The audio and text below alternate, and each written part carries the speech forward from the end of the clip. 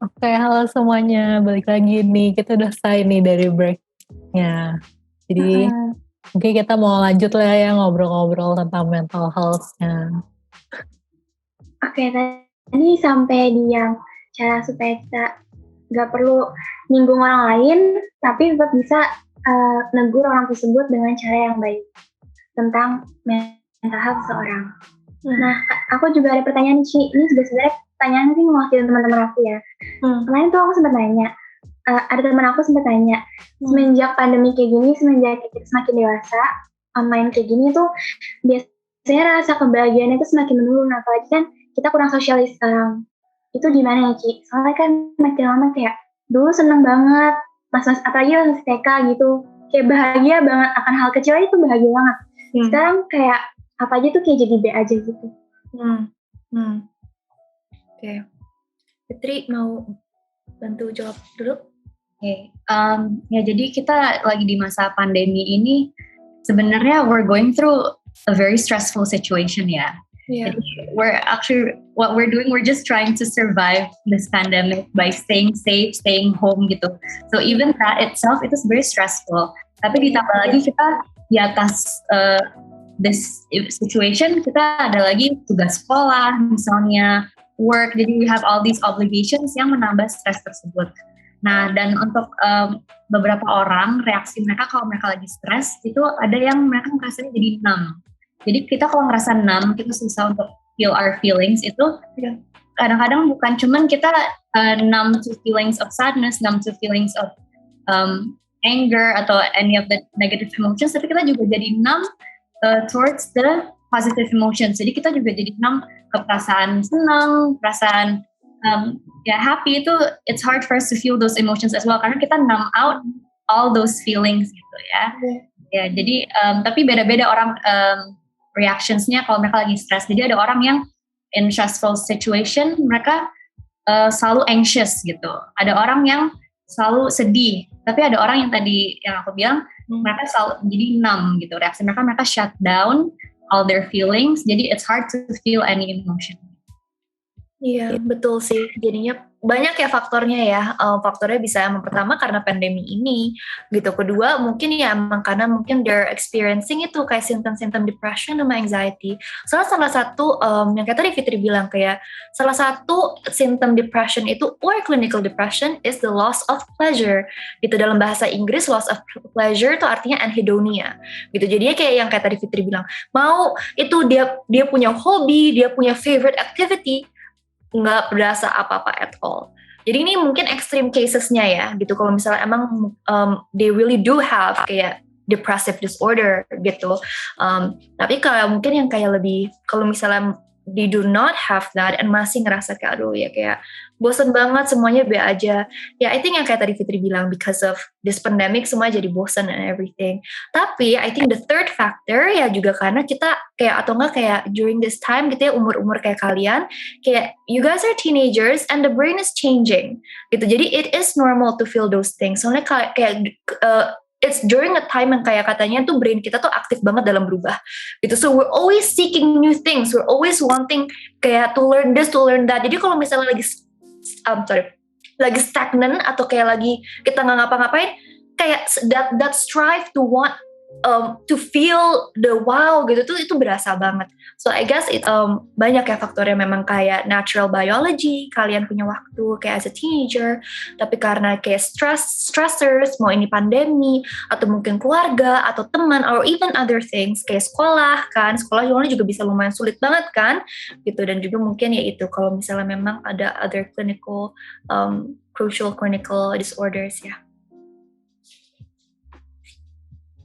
Terus nih Ci, kalau misalnya kita lagi pandemi gini, kan kita kayak yang tadi udah dibahas sedikit, kita tuh jarang banget nih bersosialisasi sama orang-orang lain gitu kan. Kalau dari aku sendiri, aku kan emang orangnya agak pendiam kan, kayak tadi aku udah bilang. Kalau misalnya gara-gara online gini, makin jarang ketemu orang, aku tuh kalau ketemu orang, jadi yang kayak gimana ya, rasanya tuh kayak takut gitu gak sih? Iya kayak takut, cuman terus nggak ada topik juga yang mau diobrolin apa. Terus aku itu kan Jadi aku udah pernah cerita nih dikit di tiket sebelumnya. Jadi aku tuh orangnya nggak bisa ngobrol tuh, aku nggak bisa lihat mata orang gitu, Ci. Jadi aku nggak bisa natap mata orang gitu. Jadi semenjak kita online school gitu, aku jadi kayak makin nggak bisa gitu. Jadi kan kayak apa sih, bersosialnya jadi susah banget gitu kan. Jadi kayak kira-kira Cici punya tanggapan gitu gak tentang itu? Gimana Fitri? So iya sih benar, kita sama pandemi mungkin jadi lebih susah socializing karena kita udah biasa sendiri. We don't get to practice those social skills kan. Especially like online, kita paling cuman interaksi pas lagi di Zoom room itu pas lagi kelas, terus udah selesai gitu. We don't get to chit chat in breaks gitu misalnya. Jadi we start to kind of lose those social skills, and mungkin juga jadi kalau misalnya kita keluar ketemu orang jadi lebih bikin anxious karena we're no longer exposed to this kind of stimulation, social stimulation gitu. Kita udah biasa, kita di rumah aja, just in our own comfort zone gitu, not having to talk to people, not having to think of topics gitu.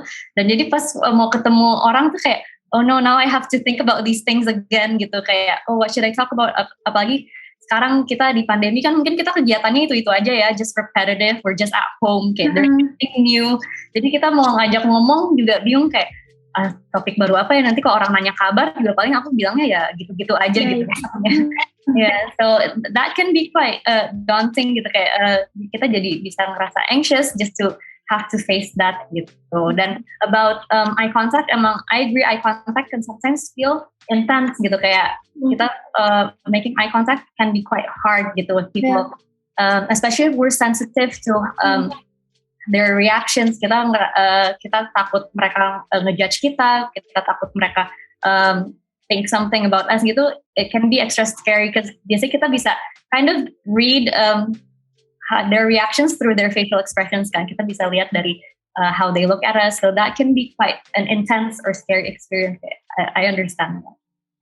Yeah, and I think kayak Lauren tadi, kayak Lauren cari kasih tahu kayak begitu, I think that in itself is already an answer dalam rangka kayak kamu udah aware gitu. Wah, I think I really need to improve dalam rangka ini. Soalnya nggak banyak orang yang kayak mungkin in the same situation kayak kamu dan mereka memahami kekurangan mereka gitu. Tapi ini orang tahu, ya aku susah lihat eye contact, dan kalau misalnya mau ketemu lagi sama orang in person juga sulit. Nah, itu bisa help you untuk kayak okay, kalau kayak begitu aku mengetahui the things yang aku perlu practice. Jadinya kamu bisa lebih mikir lagi, okay, berarti I do need time untuk work on those things gitu. And again, kayak mungkin dalam rangka ini kamu bisa cari-cari ya kreatif aja gitu, kayak emang dalam rangka help do working on our weakness. It takes out of taking ourselves out of our comfort zone ya. Jadi kita memang harus do things yang memang mungkin sulit, tapi it will help gitu. Dan Lauren udah tahu kan kayak, oh ini emang something that I need to work on. Jadi mungkin kamu bisa cari kayak beberapa teman kamu yang kayak Zoom call dong berduaan atau apa untuk jadi serem sih, tapi kayak mungkin itu bisa salah satunya, kayak ngobrol, lu gimana, apa gitu. Jadi kita tetap ada that practice. Soalnya emang ngerti banget sih, kayak untuk orang yang mungkin kayak kita namanya kan introverts ya, yang lebih enjoy kayak do things ourselves, and kayak kalau nggak ada social interaction we don't mind, kayak that's an okay thing, it's not wrong gitu. Tapi memang kayak this pandemic bikin kita lebih ekstrim lagi gitu ya. Jadi kita benar-benar kayak tadi Lauren bilang, so that could be a good thing gitu. Soalnya iya, jadi itu bisa ngebantu juga ya kalau misalnya nanti PPKM udah nggak ada lagi and stuff like that, kita nggak langsung shock juga pas ketemu orang terus panik, terus kayak deg-degan gimana banget gitu. Soalnya ya udah Lauren udah bisa ya kayak telepon teman atau apa gitu. Dan mungkin nggak tahu sih ada cara-cara kreatif lagi yang mungkin sambil main game, kan sekarang banyak tuh online platform yang sambil main game, apa sih itu namanya ya, kayak virtual hangout gitu kan. Mungkin bisa kayak gitu-gitu juga. And I don't know, mungkin Lauren suka ada hobi apa gitu yang kayak bisa do things together sama teman lewat virtual. Those things probably could help sih. I don't know kalau ada tambahan lain. aku juga mau nambahin, menurut aku the fact that you're doing a podcast and kamu berani share ini, that's something that's so great gitu. Kayak it takes a lot of courage to be able to do a podcast like this and then talk to strangers, talk to new people. Yeah, so applause for that. Berarti Ciolen gak perlu khawatir sih, itu wajar-wajar aja kok. And aku mau nanya lagi nih Ci, itu kan tadi tentang kayak mungkin lebih ke anxious gitu kan, lebih ke cemas, khawatir. Nah gimana kalau kita, cara kita dealing sama kita overthinking gitu?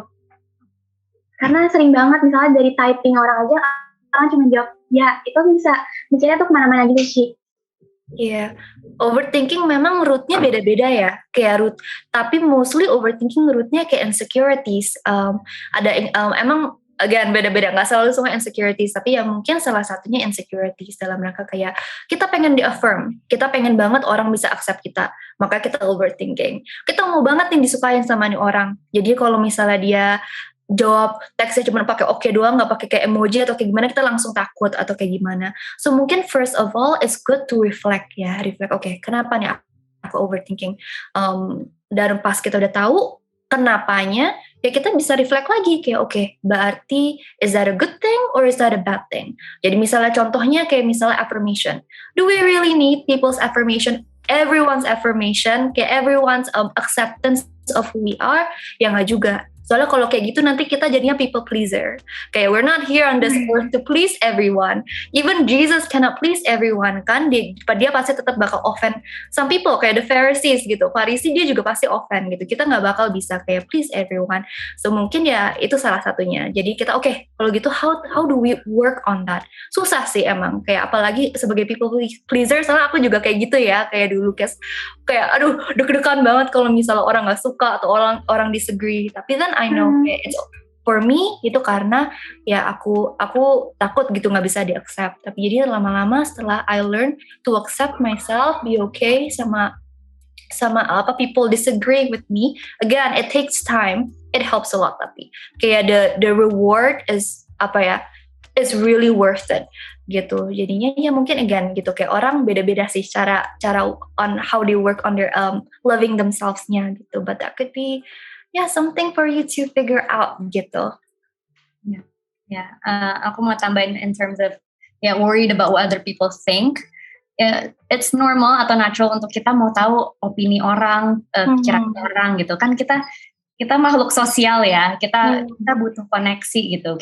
We want to belong in our society, in our community gitu. So jadi we want for people to like us gitu misalnya. Nah, tapi ada beberapa situasi di mana this kind of thinking can be helpful. Ada beberapa situasi when it's not very helpful ya. Jadi misalnya kita lagi dalam situasi di mana kita lagi mau bantu orang ini gitu.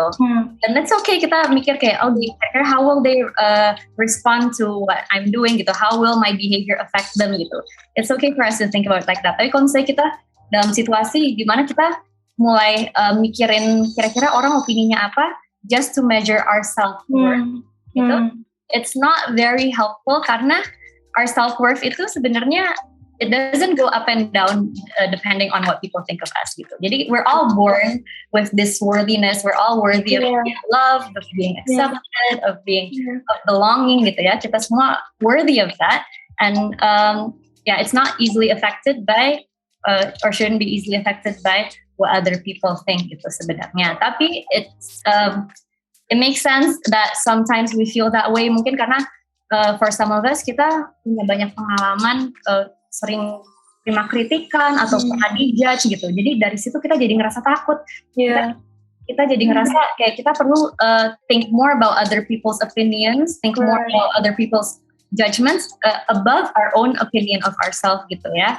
Nah dan dari situ kita jadi punya strong need to please others gitu. Dan kita nggak ngerasa safe untuk express what we want to express the way we want to express it gitu. Nah tapi kayak kata Della tadi, we can't please everyone at the end of the day and their opinions isn't really what defines us gitu ya. Jadi as I said before, actually other people's opinions can actually reflect more about them than about us gitu. Bisa memberi kita informasi tentang how they think and who they are. Contohnya misalnya I'll give an example of ice cream. Not everyone likes ice cream, right? Tapi bukan berarti kalau kita lihat itu kita mikir kayak, oh ice cream is bad. Nggak kan? Kita kalau ngelihat ada orang yang gak suka ice cream, kita mikirnya, oh emang itu preference dia aja gitu. Bukan berarti it reflects on the ice cream gitu. It's not that the ice cream is bad gitu. And one more thing that I want to add, at the end of the day, biasanya yang orang ingat itu not necessarily what we do, but how we make them feel gitu ya. Jadi misalnya if we're kind to them, kita bikin mereka ngerasa kita seperti diterima, we make them feel heard, we make them feel like it's safe for them to be themselves. Nah, those are the things that are long lasting.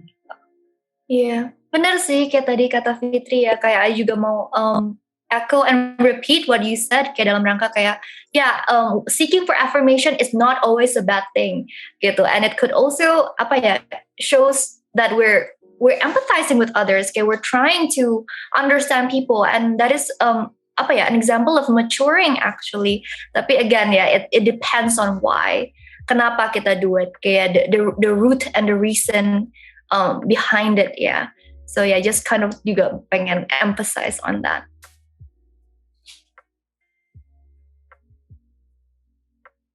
Ini kayak Britney wifi-nya nge-lag lagi. Kesian.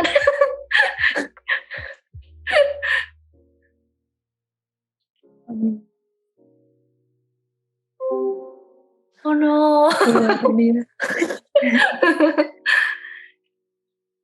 Berarti nih Ci, kalau misalnya kita kayak tadi kita kerjain sesuatu nih, terus kita kayak dikritik gitu, berarti kita tuh harus belajar gitu dari kritikan itu supaya kita tuh bisa kayak nggak ngerasa takut kayak tadi gitu. Kayak kadang kan biasanya kita kalau udah dikritik, kadang kita tuh malah jadi yang kayak tadi kan, yang kayak jadi down gitu. Jadi kita harus belajar dari kritikan itu gitu ya. It takes time pastinya, apalagi kayak during and kayak tadi Kowil bilang, kayak sekarang kan TikTok everything is all about affirmation, about being good, about being liked by people, semua kayak TikTok, semua Instagram, semuanya depending on how many likes we have dan sebagainya. Jadi kayak it's normal untuk kita kayak to feel hurt and to feel kayak down gara-gara kayak kritikan orang. Tapi I think the difference is when we actually take it for the good gitu. Soalnya again kayak some good critics are good for you, tapi bad critics aren't good for you. So it all depends on how you react to it gitu. Jadinya kayak mungkin again that takes time, tapi kayak kita bisa practice ourselves. Okay, thank you for your criticism and how do I make that better gitu. So I think for me yang kayak tadi aku kasih tahu dikit gitu ya, aku kan emang people pleaser dari dulu kayak, dan bener-bener kalau misalnya orang nggak suka even a little thing, that is not even about who I am. Mungkin kayak aku salah pakai warna atau apa gitu ya, terus mereka kayak I don't like that color, langsung kayak okay nggak usah deh, kayak you just finish that project yourself gitu kan. Tapi terus kayak I learn kayak I'm not making myself grow dalam cara kayak gitu kan. Tapi kalau misalnya aku lebih kayak open minded, kayak penasaran kenapa itu kritiknya, where does that come from, terus kita kayak brainstorm sama itu, I actually learn, I improve a lot and I grow a lot, and not just that I grow myself, I become more empathetic towards others. Jadi aku lebih ngerti orang lain lebih baik juga dalam rangka kayak nggak defensive atau nggak sedih atau nggak make myself down gitu. Jadi kita bisa saling kayak mengerti. Tapi again, that takes time, that takes people yang emang kita kayak trust with ya untuk practice those things. So I guess kayak the first step we can take is kalau misalnya emang teman baik kita yang kayak kritik, we can start there. Kita bisa kayak atau enggak kita bisa kasih tau mereka juga kalau misalnya cara mereka kritiknya nggak baik ya, kayak I appreciate your criticism, tapi mungkin kayak next time kamu bisa bilangnya lebih baik-baik lagi ya. Nah tapi terus habis kalian udah ngomong itu, kamu bisa nanya kayak okay, kenapa kamu nggak suka sama aku punya begini, pengen tahu dong. Terus mungkin who knows, dia bisa kasih tahu hal-hal yang kayak kita nggak pernah paham tentang diri kita sendiri gitu kan. Ya soalnya lu nggak sadarin kan, lu tiap kali kalau misalnya bete itu lu begini kan, nyakitin orang tahu. Nah itu kan actually ya mungkin bisa nyakitin kita, tapi kita bisa belajar kayak oh bener juga ya, kayak gue nggak sadar kalau misalnya gue sedih, gue tuh orangnya jadi sinis atau apa gitu kan. That could be something to kayak self improvement juga. Jadi itu something about me sih. Kalau Fitri ada ya, kalau menurut aku juga depends on the criticism ya. Ada beberapa criticisms yang emang tujuannya untuk membangun, kayak teman kita punya concern about us, terus dia mau ngasih tahu tentang concernnya itu. Nah kalau yang kayak gitu mungkin kita bisa take that kayak for us to learn, for us to grow gitu. Tapi ada juga orang yang criticize just for the sake of criticizing gitu. Itu nggak usah didengerin. Nah ya kalau yang kayak gitu, hopefully we can learn not to take those into heart gitu ya. So, maybe we can ask kayak, kamu like Della said, kenapa kamu kritik kayak gitu? Mungkin dari situ kita jadi lebih ngerti tentang teman kita. Kayak dia suka kritik orang kayak gitu, soalnya dia punya pengalaman kayak gini yang bikin dia punya pandangan kayak gini gitu. Ya, benar. Jadi emang pertamanya harus sortir dulu ya orangnya ya. Soalnya kalau misalnya udah tahu orangnya nggak deket sama kita, terus ngomongin kayak as if dia udah teman baik kita, ngapain didengerin kayak mereka aja nggak tahu kita orangnya kayak gimana gitu ya. Sorry sih tadi agak nge-lag, jadi balik lagi. It's okay. Balik lagi. Biasanya juga aku kadang kayak yang tadi Shi bilang gitu, orang ngomong apa dikit langsung kayak kepikiran gitu sampai bisa overthinking. Kayak misalnya dari cara misalnya kita post gitu dari Instagram aja nih. Postnya sebenarnya kita mau post, cuman kita mikirin dulu kalau aku post ini orang suka nggak ya? Sampai akhirnya malah nggak jadi di post itu fotonya. Mungkin kita juga bisa lihat lagi tujuan kita ngepost apakah kita ngepost untuk get people's validation atau kita emang ngepost untuk karena kita mau express ourselves gitu. Dan lagi-lagi emang it is natural to want to seek validation. Kita live at a time of social media di mana it feels like likes are everything gitu ya. But sebenarnya maybe what matters is that how we treat others gitu, yang tadi what I said, mungkin people actually will look at us more favorably. Mungkin orang bakal lebih suka kita kalau kita treat them kindly based on what we post gitu misalnya. So, what about Della? Is there anything you'd like to add? Iya benar sih, kayak kita harus cari tahu juga ya kayak the reason why we posted, apa emang karena untuk affirmationnya kayak Fitri bilang sih, I agree with that gitu, atau emang kita pengen express.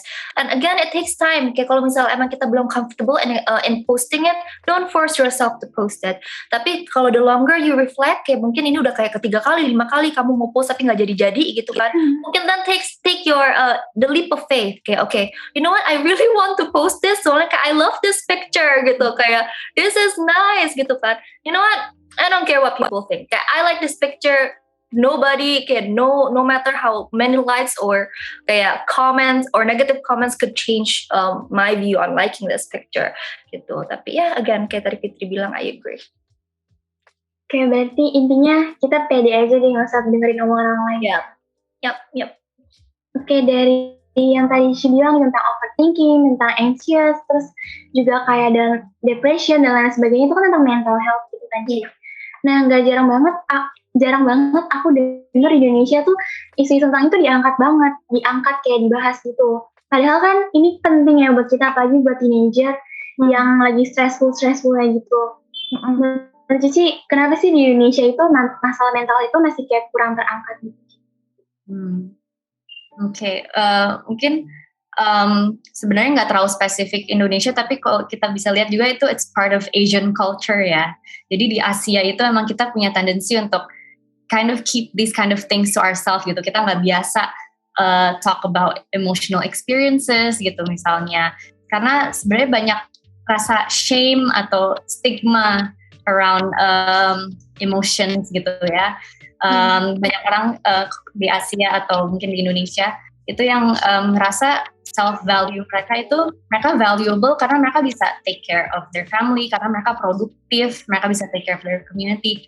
Jadi mereka mikirnya kalau aku punya mental health, artinya maksudnya mental health issue atau mental illness, itu artinya aku nggak bisa fulfill these expectations, dan itu artinya I failed gitu. Mereka jadi punya that fear that mental health issues tuh bikin orang tuh melihat mereka as a failure or something gitu.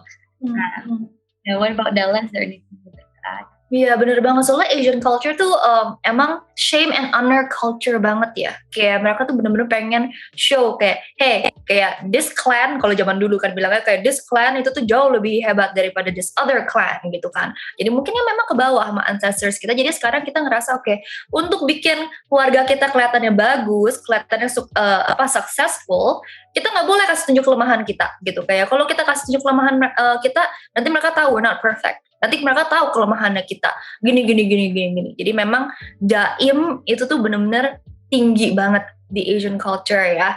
Terus mungkin another thing juga kayak emang again gara-gara the culture kayak begitu, therefore there's a lot of lack of education tentang itu, kayak lack of information, lack of accessibility juga terhadap resources about mental health. Nah, karena mereka nggak paham, ya jadi mereka know very little about mental health. Jadi mereka tahu ya hal-hal yang jelek-jeleknya doang tentang mental health dan hal-hal yang sangat minimal tentang mental health. Dan even sometimes banyak loh yang masih percaya kalau misalnya mental health itu gara-gara curse. Katanya, ya dia di curse nih, soalnya gini-gini, oh gara-gara setan nih, apa nih. Aduh, udah deh, banyak deh mereka punya hipotesa-hipotesa yang gak membangkitkan banget gitu ya. Malah ada yang bilang, kalau misalnya di Kristen gitu kan, ya tuh mungkin kayak Tuhan kasih mental health ke itu orang, mulai kayak untuk apa sih, a way of punishing keluarga mereka kali, so mungkin keluarga mereka dulu begini kali, begitu kali gitu kan. Aduh, itu kan bikin lagi kan kita jadi kayak, aduh, mau express our mental health, atau kita mau talk about mental health tuh jadi kayak lebih takut lagi gitu kan. Or even worse, ada yang percaya it doesn't even exist. Itu lebih parah lagi gitu kan. Jadi again, I think that all is also because of lack of education juga di Indonesia ya. And I think it creates a cycle ya. Jadi from lack of education, lack of understanding, jadi keinginan untuk mencari tahunya juga jadi kecil gitu. Jadi they don't want to try to find out what actually is mental health and how to deal with it gitu.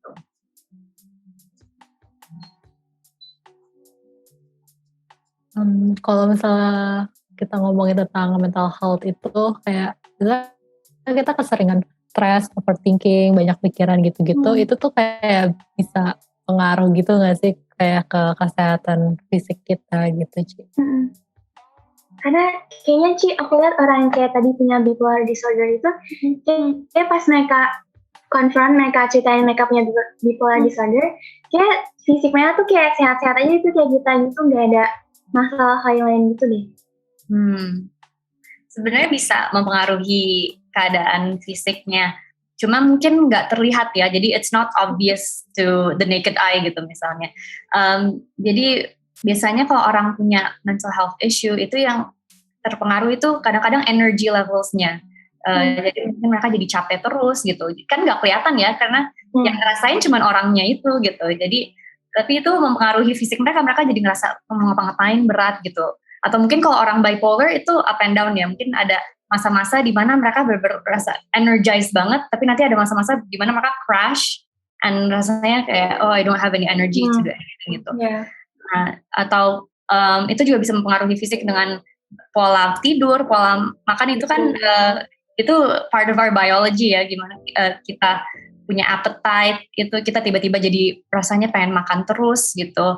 Atau kadang-kadang orang juga terpengaruhnya kayak ya misalnya they feel tension in their body, jadi rasanya semuanya pegel-pegel gitu. Itu how it can affect them, tapi to other people kan orang lain nggak bisa ngerasain, jadi orang lain melihatnya mereka biasa-biasa aja, padahal mereka karena saking stresnya mungkin they're very tense body-nya gitu misalnya.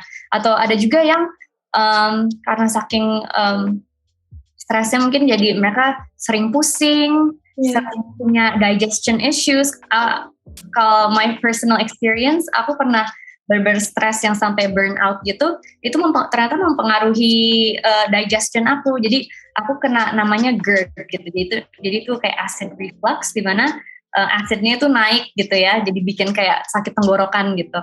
Nah itu one of the many ways hal yang dari mental itu bisa mempengaruhi the physical body gitu. Atau juga mungkin gampang sakit kayak dikit-dikit sakit gitu, itu karena bisa juga mempengaruhi imun tubuh kita juga. Jadi kalau kita berstres, kita gampang kena penyakit, gampang pilek, gampang batuk gitu misalnya. I think it's also good untuk balik ingat lagi ya, itu kan namanya mental health ya, mental disorder. It's all in our brain gitu, dan our brain juga nggak kelihatan gitu. Jadi simptom-simptomnya semuanya kadang nggak kelihatan juga gitu. So I guess makanya dulu aku juga pernah struggle sih pas high school gitu kan. Ada teman aku yang bipolar juga, dan kita masih nggak ngerti apa itu arti bipolar. Jadinya pas dia akhirnya bilang gitu, ya aku kayak diagnosa nih sama bipolar, kita mikir dia bohong.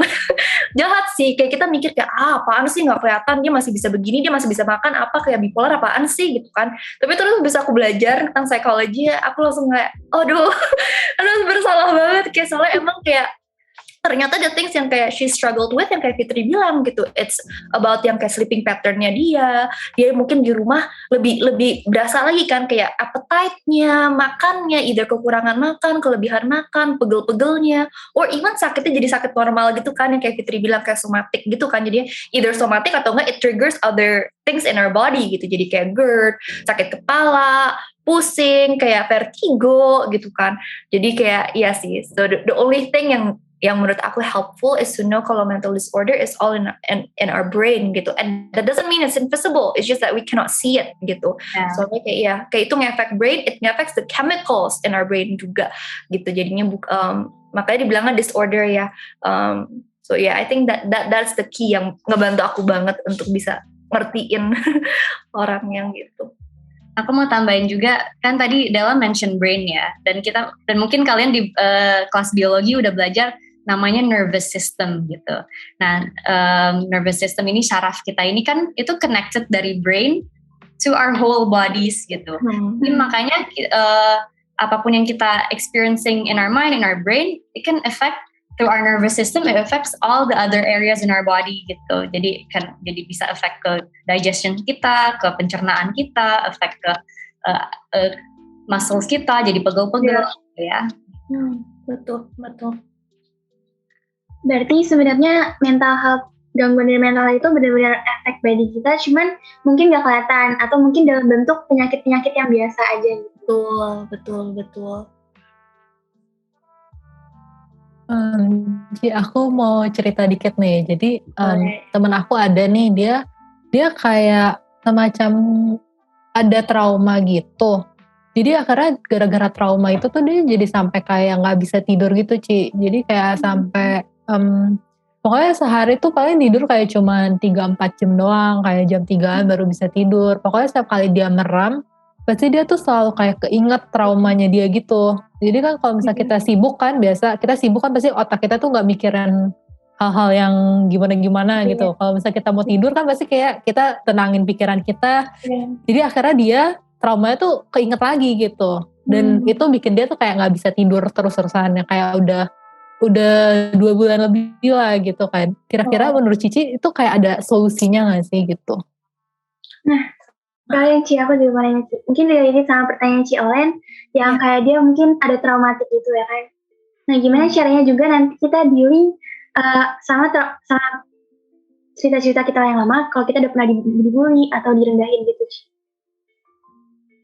Okay. Supaya kita nggak ingat-ingat terus gitu. Oke. Dalam memaduan? Boleh, mungkin aku bisa jawab yang Loren punya dulu ya, tentang kayak teman kamu yang nggak bisa tidur udah 2 bulan kan kamu bilang kan. Jadi mungkin kayak dari pembahasan kita, kayak dari tadi pertama podcast, kita bisa tahu mungkin that could be chronic, that could be something yang emang udah lumayan can need professional help. Jadi mungkin kamu bisa kasih suggest aja ke dia kayak I think kayak you bisa coba cari counseling kali ya. It's okay. Counseling bukan untuk harus kayak artinya kamu benar-benar in great danger. No, kayak even normal people aja kadang kayak that they can help. Counseling can help them. Jadi mungkin bisa kasih tahu itu. Soalnya memang konselor yang udah di train, mereka bisa handle trauma. Mereka kadang bisa cari tahu teknik-teknik yang cocok untuk dia untuk deal with their trauma. Soalnya semua orang traumanya beda-beda, alasan traumanya beda-beda, cara cope-nya beda, semuanya beda. Jadinya emang nggak ada one size fits all untuk dealing with trauma gitu. So I think kalau emang udah sampai 2 bulan gitu, it's good for her sih atau him ya untuk seek some professional help. That could be something yang mungkin kita bisa bantu dia, support dia untuk seek help for. Ya, kalau aku mau tambahin, traumatic memories tuh emang biasanya tuh kalau kita inget-inget tuh overwhelming banget ya. Dan biasanya orang otomatis kalau inget-inget tuh rasanya pengen di-repress, mereka kalau bisa nggak diinget-inget sama sekali. Nah, tapi semakin kita repress, semakin kita berusaha untuk kayak push it out of our minds, itu biasanya nanti jadinya balik terus gitu, memorinya bisa aja. Nah, tapi kan kita often don't feel safe untuk process those memories on our own. Makanya tadi kayak Della bilang, it's good to process it with a professional, di mana professionalnya bisa hold the safe space for you to talk about it, dan mereka bisa respond in a way yang bisa bikin kamu lebih calm misalnya, terus bisa explore that traumatic memory in that safe space gitu, and they know the techniques gitu, how to handle it, how to have the conversation about it gitu.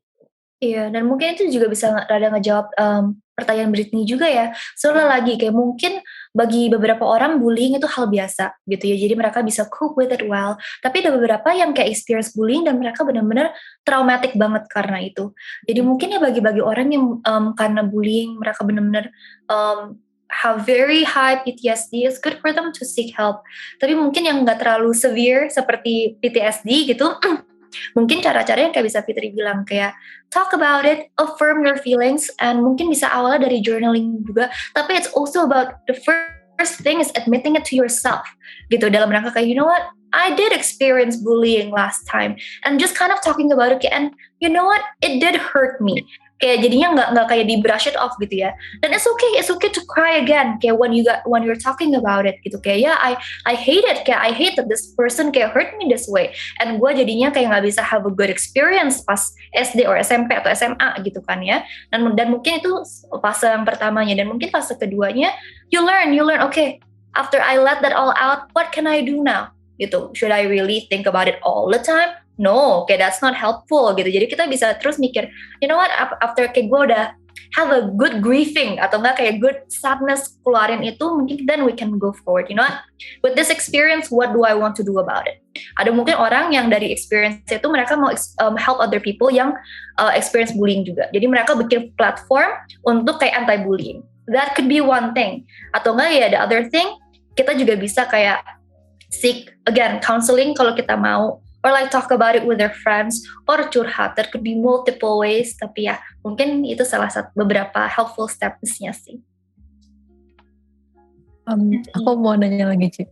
Kalau misalnya tadi teman aku itu, dia tuh cuman berani buat cerita kalau dia tuh punya trauma gitu. Cuman dia tuh kayak masih belum berani buat ceritain traumanya itu apa gitu. Jadi kan pasti masih dipendam banget gitu kan. Jadi kayak makin lama juga makin susah gitu buat ngelupainnya gitu. Jadi kira-kira menurut Cici tuh ada solusinya gitu gak sih supaya dia tuh bisa berani buat ceritain traumanya itu kayak gimana gitu. Ya mungkin sebagai teman ya kita bisa ask empathetic questions kali ya, nggak interrogate gitu ya, nggak kayak kenapa sih, pokoknya jangan nanya dengan why atau kenapa gitu, soalnya nanti mereka langsung bakal defensif. Jadi mungkin kita bisa nanya kayak kamu berasa sakit ya waktu itu ya pas giniin, yang kamu ingat mungkin apa, kayak atau enggak yang mungkin kita juga bisa bilang you know what, I'm here, kalau misalnya kamu mau cerita mau kapan aja, I'm here, I'm ready to listen gituin.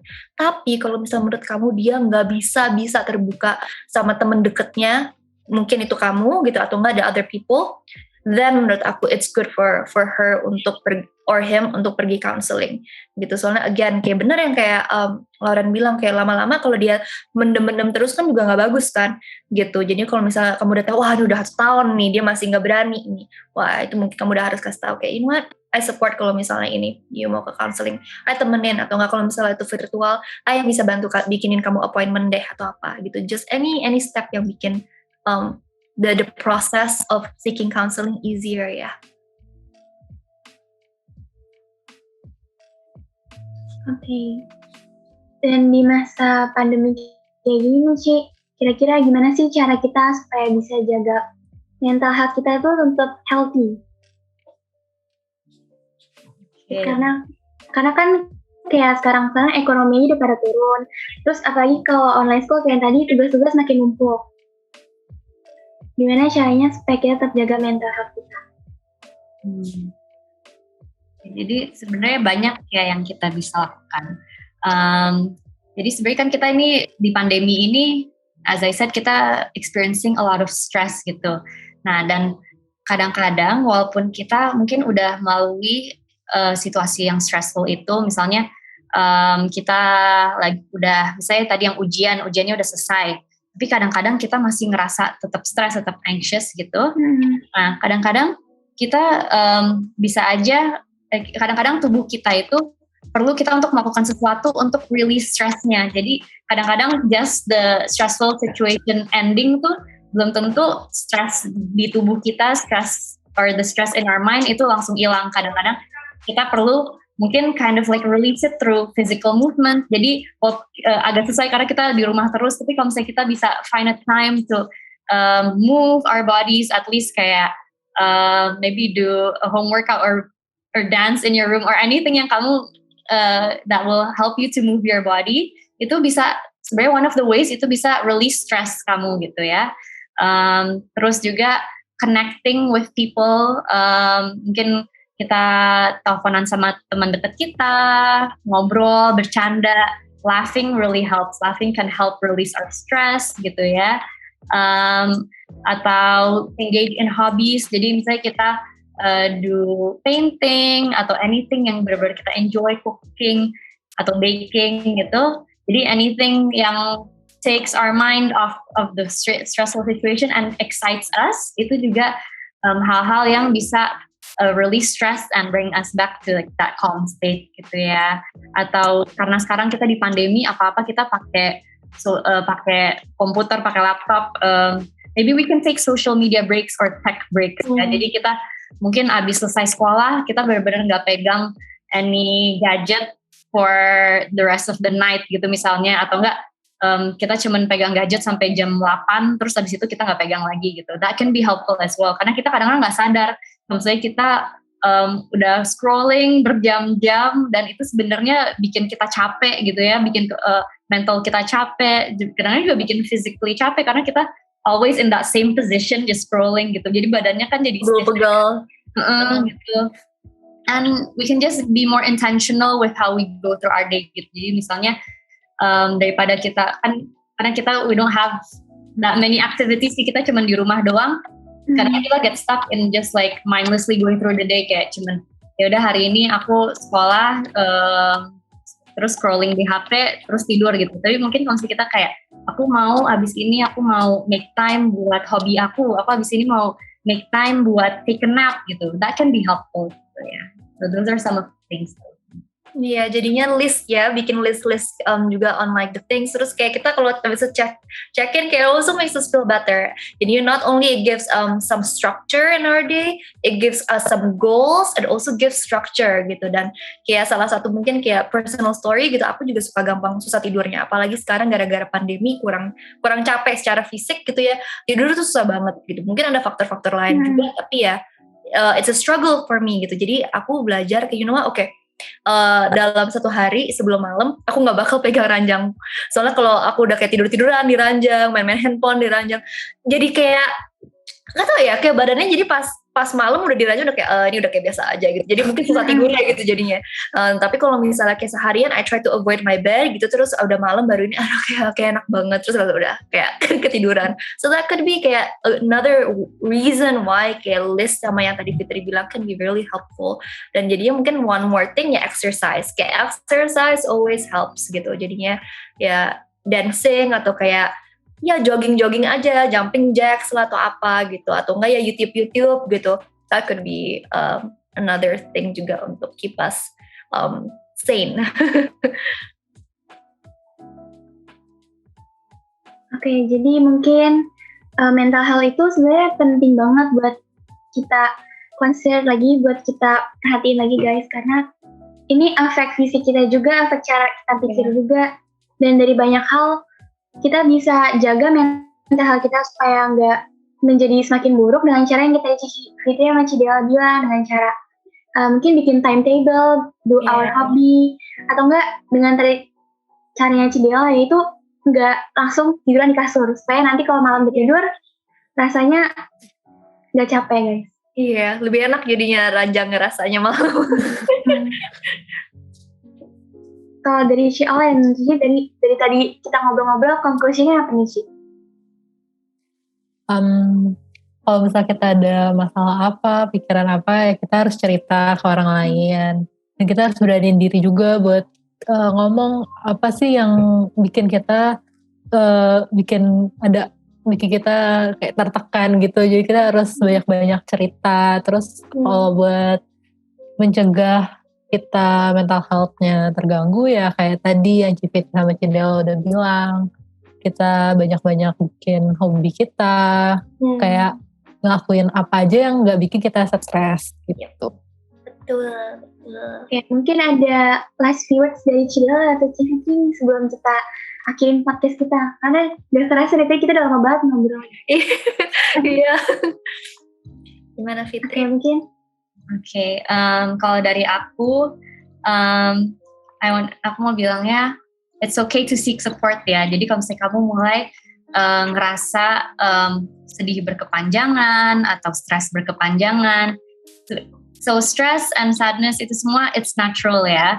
We all experience it. Tapi kalau misalnya udah mulai berkepanjangan, it's okay to seek support. Boleh kita cari support dari guru BK, atau mungkin kita cerita ke teman-teman yang kita percaya dulu. And yeah, we don't have to feel ashamed of having these experiences karena it's something that all of us actually experience ya from time to time. Ya, dan mungkin kalau dari aku is to always extend compassion ya to others. Soalnya kayak kalau misalnya kita mau receive compassion, we also need to first learn on how to show love and care to others.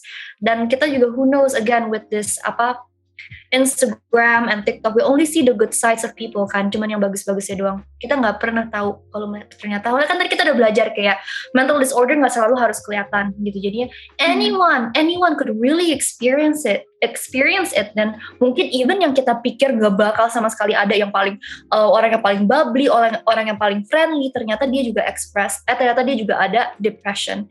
So it's always good to always be kind, to always love others, and kayak kalau misalnya mereka benar-benar jahat, I don't expect you guys untuk selalu tolerate and be okay with it. Kayak mungkin there are times you need to stand up for that.